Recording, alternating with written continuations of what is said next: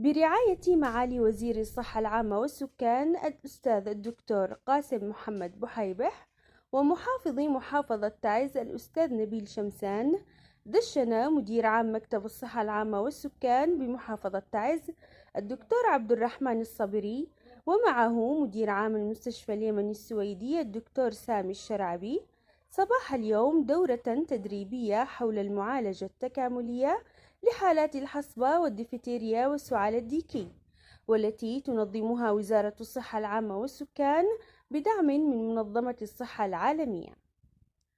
وخلال التدشين شدد مدير عام مكتب الصحة على أهمية الاستفادة القصوى من مفردات الدورة وتشاركها مع زملاء العمل للإسهام في مجابهة عودة انتشار هذه الأمراض وتكريس الجهود للحيلولة دون انتشارها. في معانا مشاكل كثيرة جدا، من ضمنها الحصبة بدأت مؤشراتها تزداد. هذا لا يعني أنه فقط تعز نحن ما نقومش بعملية التحصين، لكن في نزوح، النزوح كبير لدينا والمخيمات تعددت.